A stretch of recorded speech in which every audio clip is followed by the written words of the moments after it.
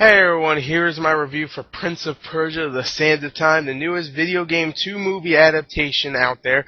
And many people are saying that this could be the best one out there. It could be because it has a big budget. It actually has just a big name behind it, Jerry Bruckheimer, and it has a very Pirates of the Caribbean feel. So this one it could be good. It could be the best one yet. Not really saying much, but it could be the best one. So, it has come out. Critics aren't really liking it. Fans are really liking it, actually. Viewers. There's a lot of reviews out there from actual people, not critics. Because critics aren't people like me. I ain't a person. I'm an alien. I'm a crit alien. That's a critic and an alien combined. So many people out there that aren't critics are really liking it. They drop their expectations low because it's a video game movie, and they're enjoying it. Am I one of those people, or am I just another one of the crit aliens? Maybe.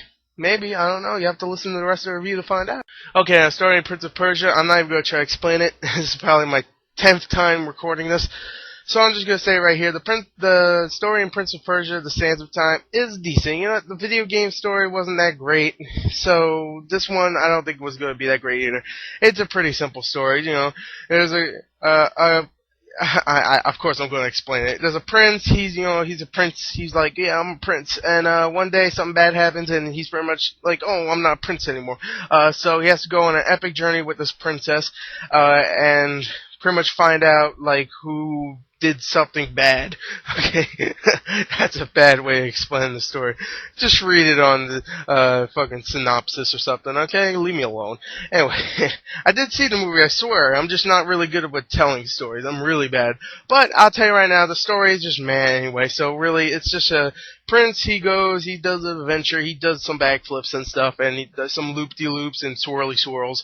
And he kills people. He hurts people. He rips people's darts out. You know, MacGruber style. So, well, he doesn't do that. Okay, I'm just lying.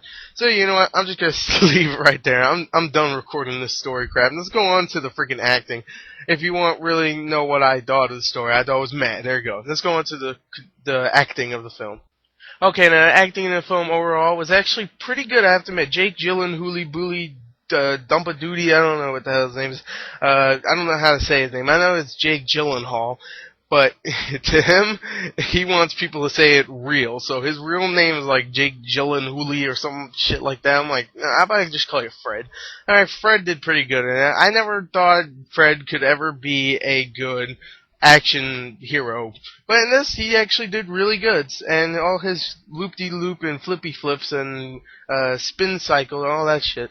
Spin cycles, oh my god, he's a washing machine now. I thought he was pretty good as an action hero, and yeah, I definitely would like to see him in more action movies. Also, Ben Kingsley, he's always the evil guy, and in this one, he's the evil guy. Guess what? He's always good as the evil guy, so guess what? He's evil, and he's good. So, yeah, overall, Ben Kingsley's good. So, let's go on to Gemma Arterton, who's in this film. She's the princess, she's white, she's hot. I don't care. That's good enough for me. No. That's racist. Well, no, it isn't. I don't know. Is she? I know she's British, or I don't know. Is she British or?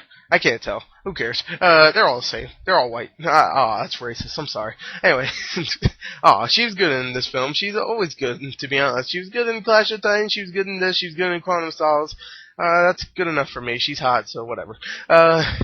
Alfred Molina also, who is the other guy in this. He's just some crazy guy. He's funny in the film. He's definitely the comedic part of the film, because every time Jake Gyllenhaal, or I'm just gonna call him Fred, like I keep saying, tries to do comedy, it kind of fails epically, but he's still a good action star, don't get me wrong, but Alfred Molina definitely balances out the humor in this film, and so yeah, the acting overall was pretty good. Everybody was actually good, so yeah, Alfred Molina, good job, good job, Fred and Dema Fofema, V5 Fofema, or whatever the hell your name is, and that bald guy that played Gandhi.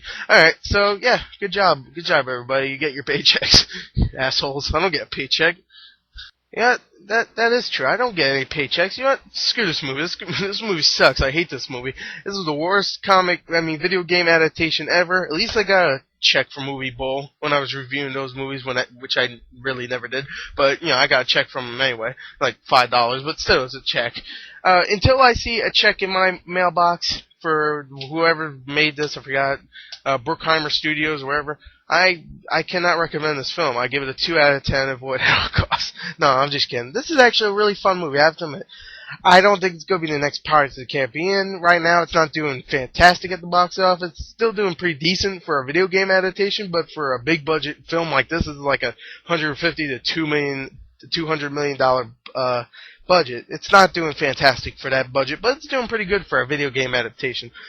And overall, I thought it was definitely the best video game adaptation ever. My favorite, and this is pretty sad, my two favorites are actually two that people hate the most, which is Doom and Hitman. I like both of those, mostly because I could care less about both of those series. So when I saw them, they were like, alright, I dig it.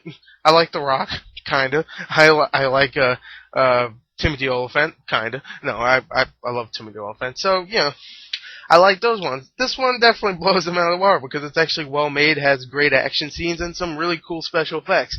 So, overall, good acting, too. I have to say that.